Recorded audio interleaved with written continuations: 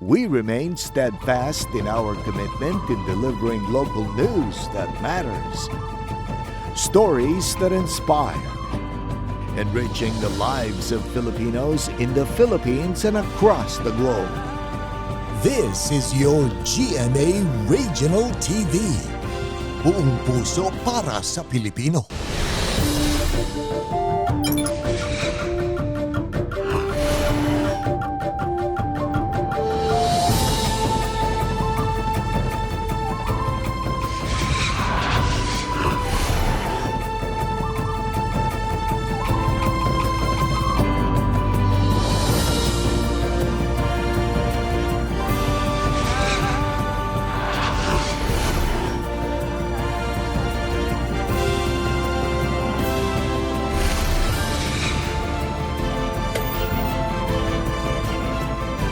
Ito ang GMA Regional TV, Balitang Southern Tagalog. Magandang hapon mga kapuso. Narito na ang Balitang Southern Tagalog. Hatid namin ang mga pinakamalaki at pinakahuling balita sa Timog Katagalugan. Live mula rito sa GMA Batangas Station, ako po si Ace Medrano. Ako naman po si Ivy Saunar Gasang. Nararanasan ang matumal na bentahan ng karne ng baboy sa Batangas City New Market. Sa kabila nito, ang ilang tindera umaasang makababawi na ng kita ngayong holiday season. Alamin yan sa report ni Denise Abante.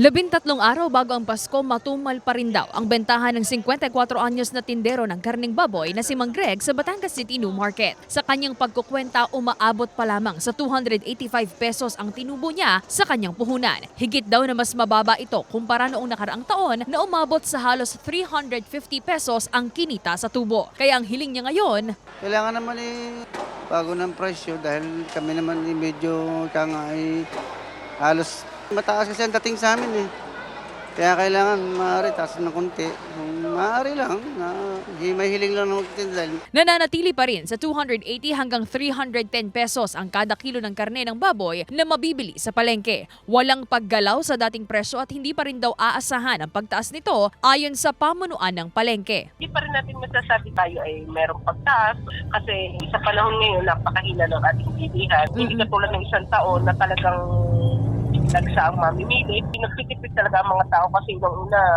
napakataas nga ng ating mga bilihin. Taliwas naman sa hiling ng tinderong si Gilbert ang nais ng mamimiling si Elmer. Ang 1 kilo raw kasi niyang biniling karne ng baboy kaninang umaga, pang isang luto lang sa tanghalian at panibagong bili na naman sa gabi. Kaya ang halos 300 kinikita sa pamamasada ng tricycle, halos napupunta na sa pangulam kaya nais niya na huwag nang tumaas pa ang presyo nito. Konting tipid lang at dahil lang wala masyadong mahina ang kita at ang mga bilihin katataas pa. Sana ibaba naman nila para naman yung ating mamimili may maibili. Yung halip na pambibili pa ng pampasko ng mga bata ay pang-ulam, kita sa pang-ulam na lang, mahal na. Dahil sa tumal ng benta ang ilan sa panindang karne ni Mang Manding, ginagawa na niyang longganisa o di kaya naman ay tapa at tosino. Mas mahal man daw ng 10 piso di hamak na mas mabenta naman sa mga mamimili. Mas malakas yung mga may timpla na. Kasi siguro naalwa lang silang magluto. Mas maganda sana kung hindi na tumaas. Para naman hindi mahirap ibenta sa mga mamimili. Sana permanente na lang yung presyong yun. Sana wag na tumaas pa. Para hindi mo masyadong masakit sa bulsa ng mamimili. Ayon sa Samahang Industriya ng Agrikultura o SINAG, wala pa ring paggalaw sa presyo ng live weight ng baboy. So far, wala naman. Wala pa. 175, backyard 160. Yung live weight so far wala. Stable, stable. Kasama si J.R. Manjares, Denise Abante, Balitang Southern Tagalog. Paluluwagin ng Land Transportation Office ang no registration, no travel policy ngayong holiday season. Inilatag din ang e-patrol program ng LTO Region 4A para matulungan ang mga may-ari ng sasakyan na makapagrehistro. Alamin yan sa report ni Hazel Alviar. Noong Oktubre pa napaso ang rehistro ng tricycle ni Arnel. Hindi raw niya ito agad na i-renew dahil sa dami ng mga pangunahing gastusin. Inuuna yung pagkain tsaka mga pangangailangan ng mga bata. Plano naman daw niyang mag-renew ng rehistro pero sa susunod na taon na raw niya ito asikasuhin.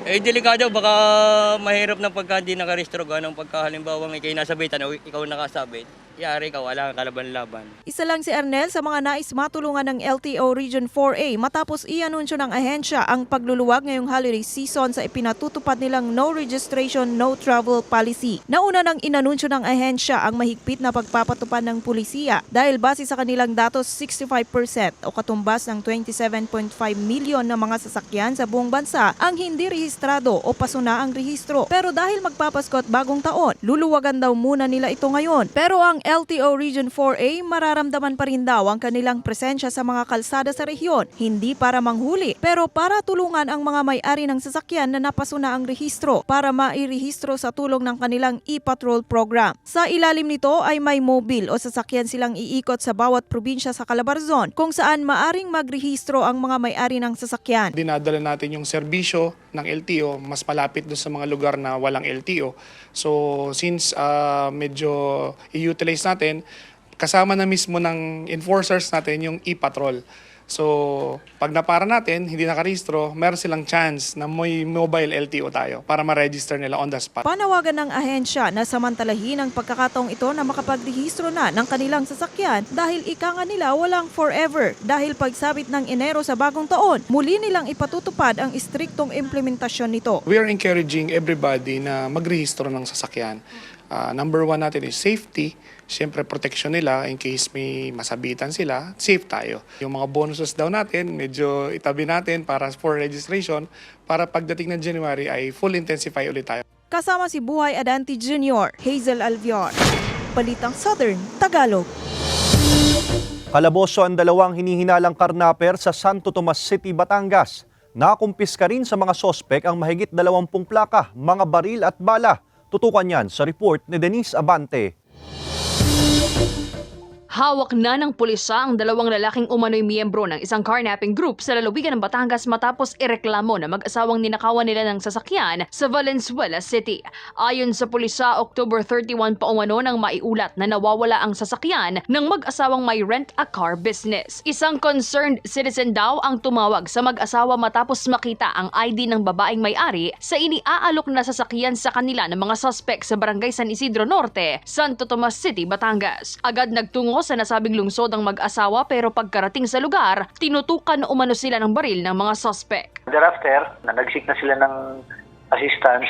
Eksakto naman po ma'am na yung pulis nga po natin is nagkakandak din ng subdivision visitation. Pag-approach pa lang po ng tropa, kitang-kita naman po na in possession sila ng baril. Narecover ng pulisya sa mga suspect ang ilang kalibre ng baril, mga bala, isang cellphone, mga peking plaka na hindi bababa sa 20 na umano'y ipinapalit ng mga suspect sa mga ninakaw na sasakyan. Hawak na ng Highway Patrol Group 4A ang mga peking plaka para sa tamang disposisyon, gayon din ang van na pagmamayari ng mag-asawang biktima. Nasa temporary custodial facility naman ng Santo Tomas City Police Station ang mga suspect na nahaharap sa kaukulang reklamo. Sinisika pa ng GMA Regional TV, Balitang Southern Tagalog, na makuhanan ng pahayag ang mga biktima at ang mga suspect. Ang aming bilin, mag-ingat po tayo, lalong doon sa mga ating mga kababayan na nagpaparenta car, na maging mapanuri doon sa mga kliyente po na ini-engage natin o kinakaharap natin.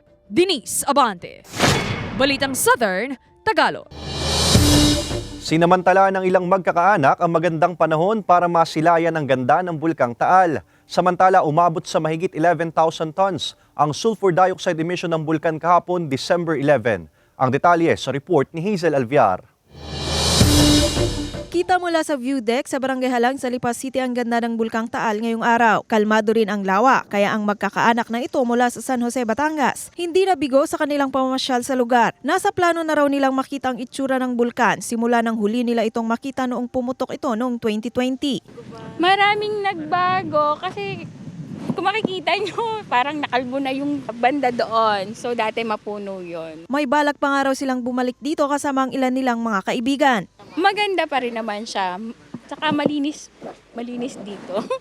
Kaya yon, sabi namin, babalik ulit kami dito pag yung mga kasamahan namin from Manila pumunta dito sa Christmas break. Bagamat naitala ng PHIVOLCS ang mataas sa pagbuga nito ng sulfur dioxide na aabot sa 11,265 na tonelada at 4 na volcanic tremors sa nakalipas sa 24 oras silang monitoring. Wala pa ring namumuong VAG o volcanic smog sa palibot ng bulkan. Ayon sa ahensya, nakatulong ang pagkakaroon ng malakas na hangin para hindi mamuo ang volcanic smog. Yung surface wind speed natin is 3 meters per second and yung at 600 meters high, it's 8 meters per second. So, hindi siya makakabuo ng VAG. Wala rin daw dapat ipag-alala kung mataas man ang naitalang pagbuga ng sulfur dioxide dahil hindi ito indikasyon ng pagputok ng bulkan. Nothing surprising na fluctuate yung sulfur dioxide emission niya. Samantala, mahigpit pa ring pinagbabawal ang pagpapalipad ng anumang uri ng aircraft malapit sa tuktok ng bulkan. Hindi rin pinahintulutan ang pagpunta at pananatili sa Taal Volcano Island na deklaradong permanent danger zone. Kasama si Buhay Adante Jr., Hazel Alvior, Balitang Southern Tagalog. Mga kapuso, bukas araw ng Miyerkules, December 13, mawawala ng supply ng kuryente ang ilang barangay sa lungsod ng Tanawan, Batangas at sa mga bayan ng Talisay at Cuenca, Batangas. Magsisimula ito alas 9 ng umaga hanggang alas 4 ng hapon. Bunsod ng pagpapalit ng mga pole top pin at pagtatayo ng mga intermediate pole kaalinsabay ang row clearing ng mga linya. Ito ang GMA Regional TV, Balitang Southern Tagalog.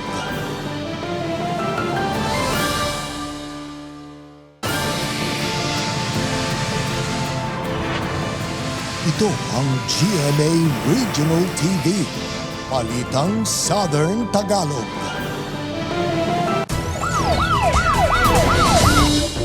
Patay ang isang babaeng patawid sa kalsada matapos mahagip ng kotse sa Lipa City. Ang naturang kotse nabangga rin ng kasalubong na motorsiklo kung saan patay naman ang angkas. Tutukan yan sa report ni Denise Abante. Bakas pa sa kahabaan ng JP Laurel Highway na sakop ng Barangay Banay-Banay, Lipa City ang skid marks o ang pagpreno ng kotseng ito matapos mabangga ang isang babaeng patawid sa kalsada pasado alas 11 ng gabi noong Linggo.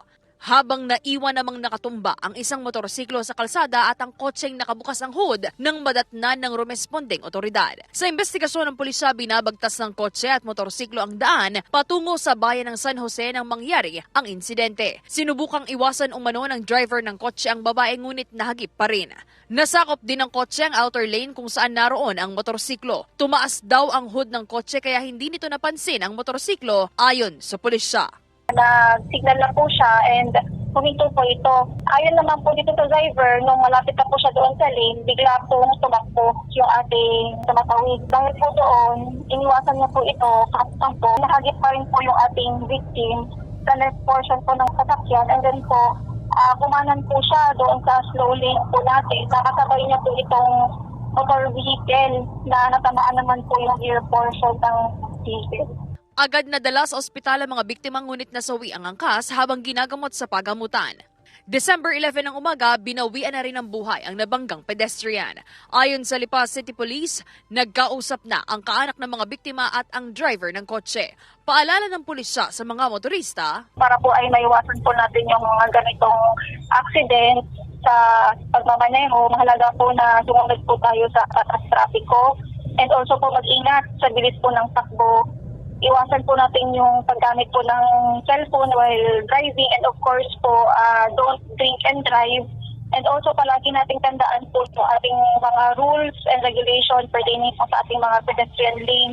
Sinisikap pa ng GMA Regional TV, Balitang Southern Tagalog na makuhanan ng pahayag ang pamilya ng mga biktima at ang driver ng kotse.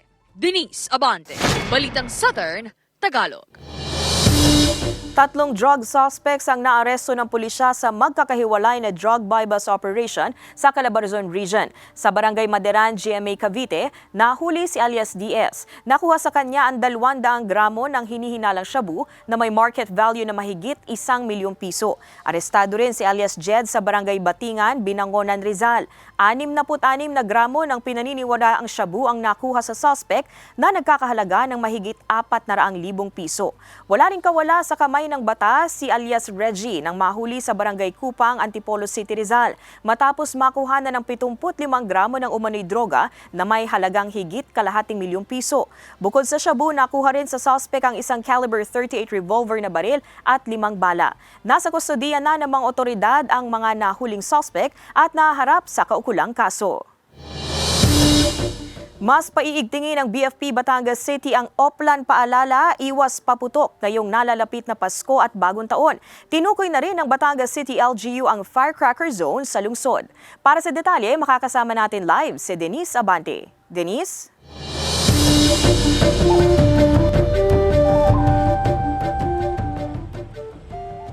IV, nasa 3 hanggang 5 fire trucks ang itinalaga ng BFP Batangas City para sa kanilang Oplan Paalala Iwas Paputok ngayong taon.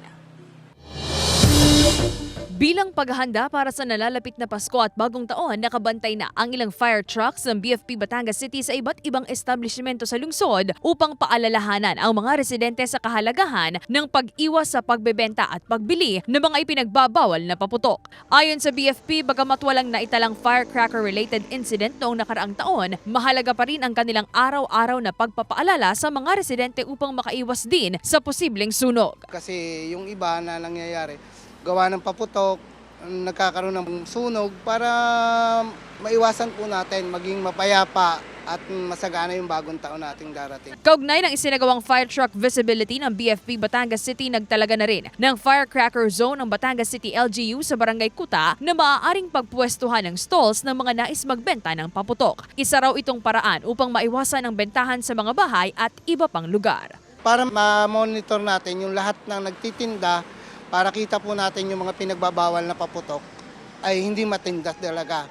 Kasi mas marami ang nadidisgrasya kung bibili sila talaga ng mga pinagbabawal na paputok. Sa ibinigay na listahan ng Batangas PPO sa GMA Regional TV, Balitang Southern Tagalog ng mga ipinagbabawal na ibentang paputok, kabilang dito ang Watusi, Piccolo, Pop-Up, 5-Star, Pla-Pla, Lolo Thunder, Giant Bawang, Giant Whistle Bomb, Super Lolo, Goodbye Hamas, Goodbye Philippines, Bin Laden, Mother Rockets, Pillbox at iba pa. Mahigpit ding ipinagbabawal sa lungsod ang paggamit ng boga. Babala naman ng pulisya sa mga mahuhuling magbebenta ng ipinagbabawal na paputok. Hindi natin itinotolerate yung pagbebenta ng illegal firecrackers. Sa mga nagbebenta po ng illegal na paputok, as much as possible po na itigilan po natin ito kasi nakapagbenta nga po tayo kaso baka naman po makaperwisyon. Ang posible nilang makaharap ay yung violation ng RA 7183 at Executive Order 28. Kaya para sa Health Authority, mas mabuti na ang paggamit ng mga alternatibong pampaingay sa pagsalubong sa Bagong Taon. Ingat pa rin po tayo, so pwede natin salubungin ang Bagong Taon ng walang mga injuries, so yung mga maraming mga klase ng mga paingay, mga pagsalubong, gawin po nating injury-free sana ang pasalubong sa Bagong Taon. IV, ayon sa mga otoridad, posibleng December 28 daw magsimulang maglagay ng mga tindahan ng paputok sa Barangay Kuta ang itinalagang firecracker zone sa lungsod. Balik sa'yo, IV. Maraming salamat, Denise Abante. Napuno ng mga laruan, regalo at balde-baldeng grocery items ang bahaging ito ng Dream Zone sa Kapitolyo ng Batangas kaninang umaga. Mula mga ito sa iba't ibang pribado at non-government organizations na nagpaabot ng tulong sa nasa 100 cancer patients na dumalo sa taunang bigay handog program ng Batangas Blood Council. Layunin ng aktibidad na tuparin ang kahilingan ng mga cancer patient mula sa iba't ibang bayan sa lalawigan ng Batangas para sa nalalapit na Kapaskuhan. Bata man o matanda, mababakas ang saya sa ngiti ng bawat isa. Ayon sa Batangas Blood Council, patuloy nilang isasagawa ang aktibidad at paghihikayat sa pagdodonate ng dugo para sa mga nangangailangan. Walang pinakamagandang regalo ngayong Pasko, kundi magbigay tayo ng ating dugo. Kasi makakadugtong tayo ng buhay, kita naman po natin yung regular na pag-donate ng dugo, at least quarterly. Sa ating mga cancer warriors, at tuloy lang ang buhay, tuloy ang laban. And sa mga magulang ng mga cancer warriors, huwag pong susuko, tuloy din po ang laban. Tampok sa Christmas Village sa Kapitolyo ng Oriental Mindoro ang replika ng mga landmarks sa Europa. Tunghayan yan sa report ni Hazel Alviar. Sabi nga nila, ang Pasko ang pinakamasayang panahon ng taon dahil buong mundo ang nagdiriwang. At kung ang nais ay makapasyal sa ibang bansa para mag-celebrate pero low budget, pwedeng-pwede pa rin yan kahit hindi ka na lumabas ng Pilipinas dahil ang Christmas Village sa Capitol Grounds ng Oriental Mindoro na tampok ang naglalakihang replika ng mga landmark sa Europe. Maaring pasyalan. Feel na ang Pasko dahil sa mga makukulay na pailaw na idinisenyo sa bawat replika ng mga landmark tulad ng England, Sweden, Denmark, Germany at marami pang iba. Ang residenteng si Arvin, isinama ang kanyang pamilya sa pamamasyal na nag-enjoy sa mga magagandang Christmas display. Ang ilan naman hindi rin papaawat sa pagkuha ng litrato sa bawat replika. Masaya kasi naisama ko yung mga pamilya ko. Pasko na. Sobrang ganda, liwanag, tama-tama sa mga bata. Enjoy naman po. At kung napagod sa pamamasyal at tapos na ang picture taking sa iba't ibang lugar, maaari ring magpakabusog sa mga pagkaing alok ng mga nakapwesto sa bawat replika. Bawat isang bansa, may kanya-kanya din produce na pwede. Handicrafts, fruits and vegetables, milkshakes, meron tayo dito mga tinitinda na fresh meat, meron din tayong mga barbecue, di ba ibang klase ng barbecue. Bahagi rin ng taon ng Salong Dagitab Festival ng lalawigan ng masayang pailaw at Christmas display. Hazel Alviar, Balitang Southern Tagalog. Ito ang GMA Regional TV. Balitang Southern Tagalog.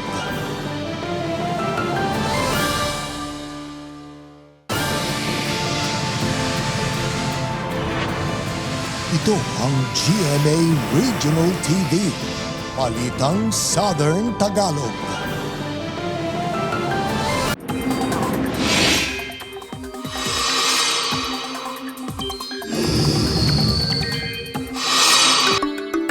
Mga kapuso, unti-unti na ulit nagbabalik ang northeast monsoon o hanging amihan sa ilang bahagi ng bansa. Apektado nito ang extreme northern Luzon habang ang ibang lugar naman ay apektado ng easterlies. Base sa datos ng Metro Weather, may tsansa ng ulan sa ilang bahagi ng Mindoro Provinces at Quezon. Maliit naman ang posibilidad ng ulan sa natitirang bahagi ng Mimaropa at Calabarzon. Ilang bahagi rin ng Visayas at Mindanao ang posibleng ulanin, pero hindi naman malawakan. Sinamantala ng mga motorista ang big-time rollback sa mga produktong petrolyo ngayong araw, December 12. Narito ang report ni Hazel Alviar. Sinamantala ng mga motorista ang ipinatupad na big-time rollback ngayong araw para magpakarga ng langis sa kanilang mga sasakyan. Aabot sa 1 peso 85 centavos ang tapya sa kada litro ng diesel, 1 peso 60 centavos naman sa gasolina at 1 peso 40 centavos sa kerosene. Sa gasolinahang ito sa Batangas City, naabutan ng news team ang pila-pilang mga sasakyan para magpakarga ng langis. Ang estudyanteng si Aloysius nagpa-full tank ng kanyang motorsiklo. Halos araw-araw daw siyang bumibiyahe mula Laguna patungong Batangas dahil sa kanyang on-the-job training, kaya malaking tulong raw tuwing nagkakaroon ng bawas presyo sa mga langis. Kahit yung piso or ilan man na nabawas sa presyo is malaking tulong po talaga siya. Siyempre sa baon ko lang naman nakukuha yung pinapanggas ko sa motor ko.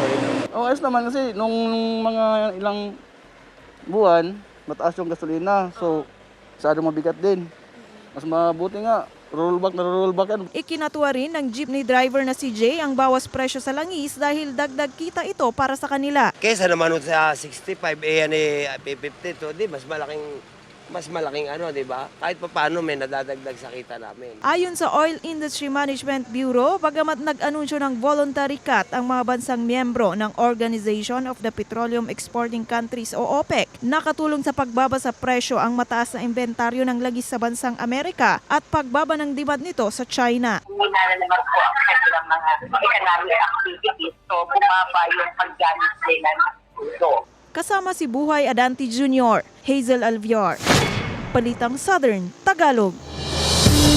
Dead on arrival sa pagamutan ng 22 anyos na lalaki matapos sumalpok ang minamaneho nitong motorsiklo sa isang road sign sa Barangay Santa Cruz, Santo Tomas City, Batangas, Sabado ng gabi. Nagtamo naman ng mga sugat sa katawan ang 20 anyos na babaeng angkas na patuloy pang nagpapagaling. Ayon sa pulisya, galing sa isang birthday party ang dalawa bago mangyari ang insidente.